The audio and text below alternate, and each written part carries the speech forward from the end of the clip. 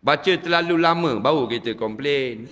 Kerana ulama larang, menyebabkan budak-budak lari, orang tua pun jadi sakit mati ada. Dah panjang, baca slow sangat. Sabbihis marabbikal a'lan ladzi. Sudah gitu lah. Bila nak habis? Tak. Kenapa Allah tak bagi kita dengar? Sebab kalau Allah bagi kita dengar, jadi ada dua mayat.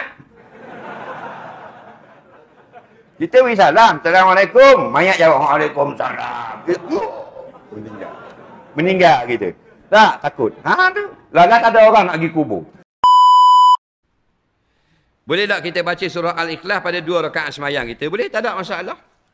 Rakaat pertama, ghairil maghdubi alaihim waladdallin, tu imam. Bismillahirrahmanirrahim. Qul huwallahu ahad. Sampai habislah. Rakaat kedua pula, Qul huwallahu ahad. Sama baca. Warna gitu. Boleh, tak ada masalah. Tak ada ulama kata tak boleh. Al-Imam Nawawi sebut dalam banyak kitab. Dalam Syarah Raud, dalam Majmu', dalam At-Tibyan, Adab Hamalatil Quran. Harus baca surah yang sama dalam rakaat yang pertama dan kedua. Boleh. Satu hari seorang orang kampung mari jumpa Nabi. Dia mari ni kerana berlaku kisah ni di imam di kampung dia. Tu imam kampung dia ni setiap surah Qul huwallahu ahad. Semayang subuh rakaat pertama Qul huwallah. Rakaat kedua, Qul huwallah. Semayang maghrib, Qul huwallah. Rakaat kedua, Qul huwallah. Semayang Jumaat, Qul huwallah juga 2 rakaat. Semayang raya, Qul huwallah juga. Orang panggil tu imam kulhu. Jadi beberapa orang jemaah tak puas hati. Lalu pergi berjumpa Nabi nak buat pengaduan di bandar Madinah. Daripada kampung, jalan kaki. Siapa Nabi kata ada apa hal?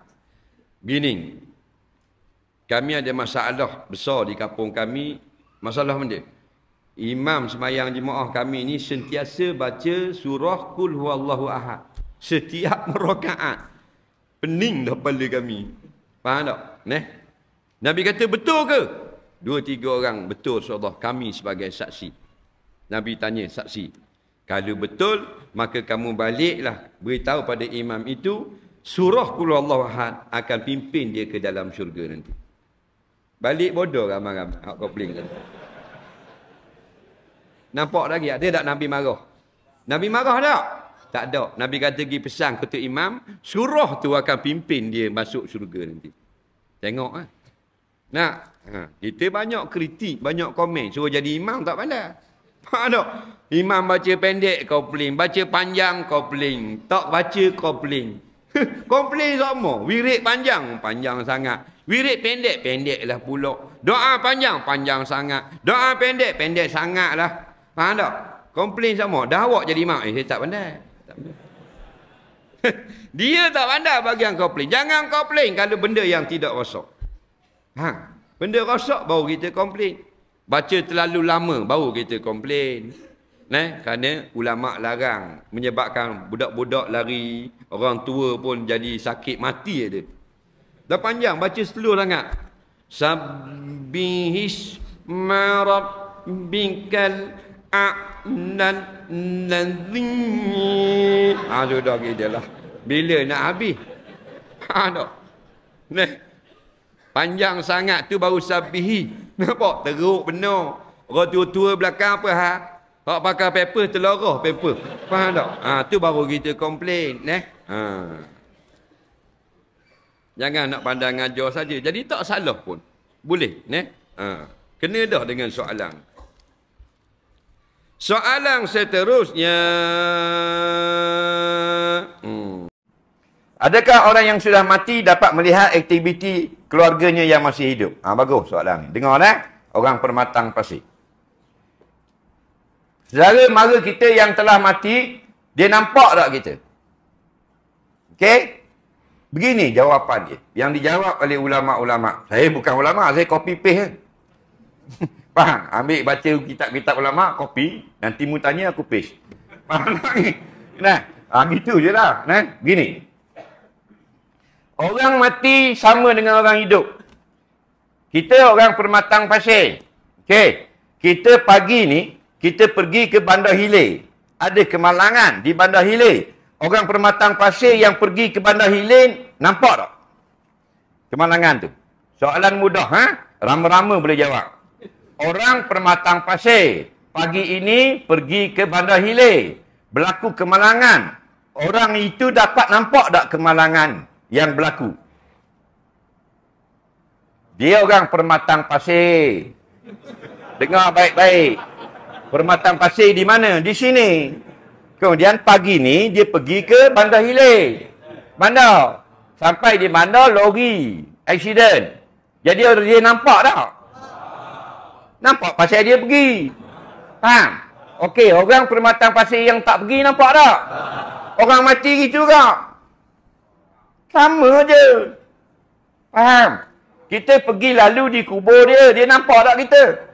Nampak? Kalau kita tak pergi, tak nampak. Nah, faham lagi? Gitu je. Nabi sebut, ma min abdin muslimin marra bi qabri akhi. Tidak ada seorang Islam yang lalu pada kubur saudaranya kana ya'rifuhu fid dunya. Dulu masa di dunia dia kenal mayat itu. Nampak? Sallama alaih. Lalu dia beri salam ke atas penghuni kubur. Nampak? Ya'rifuhu. Jika mayat itu kenal orang yang datang itu, maka arafahu, dia kenal. Sallama alaih. Wa radda alaihi salam. Dan mayat itu jawab salamnya. Faham? Jelas. Lalu di kubur, kubur itu dia kenal. Oh, ini kubur Ismail, bapa saudara aku. Maka Ismail tadi, dengan izin Allah, dia kenal kita yang mari. Bila? Jika kana ya'rifuhu fi dunya, ketika hidup dia sudah kenal. Maknanya kalau ada orang yang tak kenal lalu dikubur, dia pun tak kenal. Siapakah orang ini? Begitulah. Dan orang itu kalau jauh, dia tak nampak. Bila dekat, baru nampak. Kerana orang yang mati, pendengaran dan penglihatan dia lebih kurang daripada panca indera orang yang hidup. Cuma kita tak tahu adakah dia balik pergi rumah ke pergi mana. Wallahu a'lam. Tidak sebut dalam nas. Kita hanya berkata sekadar yang datang dalam hadis. Tapi kalau Allah kehendaki, semua mudah bagi dia. Okey. Tak payahlah kita nak reka lah. Nanti bapakmu datang malam ni, malam Jumaat. Jangan duk main game sangat. Faham lagi? Faham lagi? Takut jadi pelawak, jadi bohong. Nah, tapi benda tu mudah. Dengan izin Allah. Cuma kita cerita sekadar yang datang. Siapa yang melawat kubur saudaranya, dan dia ingat masih dalam dunia dia pernah jumpa, maka dia, mayat itu akan kenal lah dia. Sallama alaih. Dia beri salam. Wa radda alaihi salam. Mayat itu jawab salam. Jadi kita sampai di kubur, mayat tu kata, oh lama anak saudara aku tak mari kubur aku. Mungkin dia kata lagu tu pasal dia telah kenal. Kemudian yang datang, yang ziarah kata, Assalamualaikum. Nabi kata, fa radda alaihi salam. Mayat itu jawab, Waalaikumsalam. Cuma nak khabar sini, bila kita beri salam, mayat tu dengar tak kita beri salam? Dengar tak? Dalil, dia jawab tadi. Okey. Baik. Bila dah dia dengar kita beri salam, dia jawab. Bila mayat jawab, kita dengar tak? Siapa lebih dengar? Siapa lebih dengar? Mayat. Betul, ramai orang kata, apa guna baca talqin? Apa guna beri salam, dia dah mati. Kamu tak mengaji, duduk diam. Faham? Kita beri salam, dia dengar, dia jawab. Dia beri jawab salam, kita dengar tak?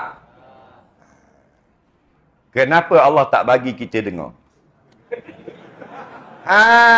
Sebab kalau Allah bagi kita dengar, jadi ada dua mayat. Kita beri salam, Assalamualaikum. Mayat jawab, Waalaikumsalam. Meninggal kita. Tak, takut. Tu. Lalat ada orang nak pergi kubur. Dalam tak dengar pun, kita tak pergi dah kubur. Tak. Bila tanam-tanam, tinggallah. Mayat tu kita baliklah. Bila kita balik kan kaki kita gesek di rumput. Nabi sebut dalam hadis sahih, wa yasma'u qur'ani alikum. Bila kamu balik, mayat itu dengar suara selipar kamu bergesek dengan tanah. Kuat ke perlahan? Perlahan tak? Dia dengar. Jadi, balik pada soalan, kalau kita lalu di tempat raya, yang melihat kita tu roh. Jika diizinkan Allah, dia nampak. Dan jika dia kenal kita, dan dia memang kenal, dia ingat lagi. Kalau dia tak kenal, sama macam dalam dunia. Dalam dunia, kita pergi rumah orang yang masih hidup. Kita beri salam, dengan izin Allah, dia dapat dengar salam. Tapi kalau Allah tak izin, tetap tak dengar. Duduk di dapur tu, kita berbuih beri salam. Tak dengar. Dengar tak dengar itu dengan izin Allah. Soalan seterusnya.